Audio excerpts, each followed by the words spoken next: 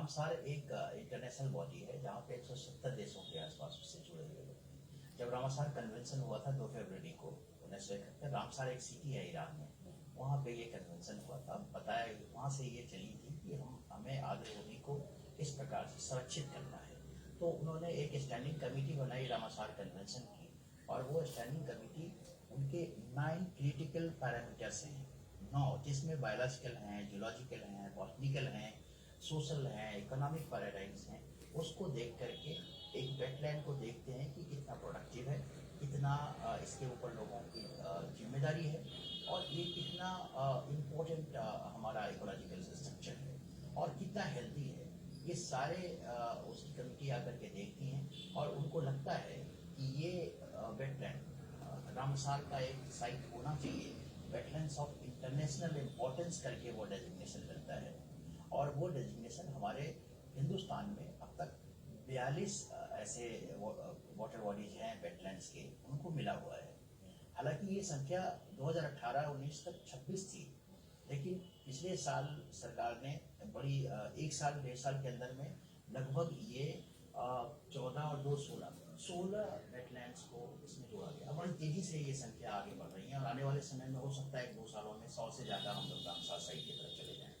लेकिन इसमें क्या परेशानी है कि रामसार साइट्स को भी सरकारों को, जब आप उसके सिग्नेटरीज हैं और रेटिफाई कर रखे हैं उनके कन्वेंशन को, तो आपकी जिम्मेदारी ज़्यादा होती है कि उस साइट को हमको प्रिजर्व करना है, कंजर्व करना है, उसको किस तरह से हम इको टूरिज्म डेस्टिनेशन के तौर पे डेवलप कर सकते हैं, किस प्रकार से उसको एक रिसर्च एंड डेवलपमेंट एजुकेशन का मॉडल बना सकते हैं।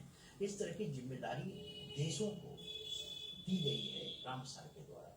लेकिन बहुत सारे जगहों पे ऐसे देखा जाता है कि हमारे रामसार की जितनी जो डेजिग्नेटेड बॉडीज हैं वो भी बहुत इनक्रोचमेंट चल रही हैं। वहाँ पे भी म्यूनिसिपल जो बेस्ट हैं उसका डंपिंग कर दिया जा रहा है।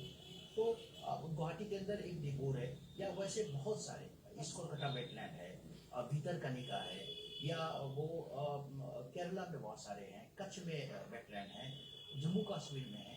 तो उस तरीके के वेटलैंड्स के ऊपर encroachment, human intervention, ecological intervention, जो वाटर बॉडी जो चैनल है उनका इनलेट, जहाँ से रिवर से वो इनलेट आता है, वहाँ एम्बैंकमेंट बना करके उसको ब्लॉक कर दिया गया है। सिल्टेशन की समस्या है।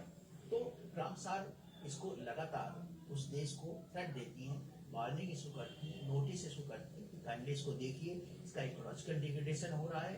और अगर वो सरकारें उसको नहीं देखती हैं तो उनके पास एक मॉन्ट्रिक्स रिकॉर्ड करके एक वो इंडेक्स है, मॉन्ट्रिक्स इंडेक्स एक सेगमेंट है, उसके अंदर वो डाल देती है। अभी कैलेडियो नेशनल पार्क, वो भी एक वाइल्ड लाइफ, एक रामसार डेजिग्नेटेड बॉडी है। और एक लोकतक लेक एक बड़ा रामसार साइट है, मणिपुर में आता है वो।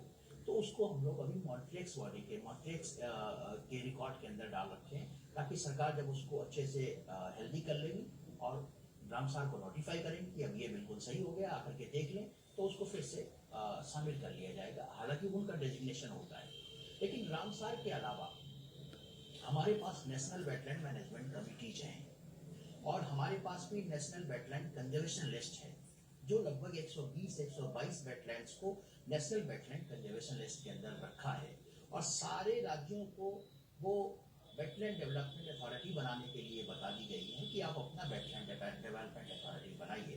बिहार सरकार ने भी 2015 में वेटलैंड डेवलपमेंट अथॉरिटी बनाई, और उसका नतीजा ये हुआ कि अभी धीरे धीरे करके जो नई जो वेटलैंड मैनेजमेंट और हैंडलिंग पॉलिसी आई है 2017 की, उसमें बताया गया है कि 1 हेक्टेयर या उससे ज़्यादा की इस तरह की अगर वाटर बॉडी होती है तो सरकार इमीडिएटली उसको डेजिग्नेट करे, डिमार्केट करे कि वही ये वेटलैंड है। और जब जैसे ही सरकार डिमार्केट कर लेगी तो ह्यूमन इंटरवेंशन ऑब्वियसली बंद होगा, और सरकार की जिम्मेदारी होगी किसी तरीके का इंक्रोचमेंट, किसी तरीके का जो फैसिलिटेशन होता है वहाँ जो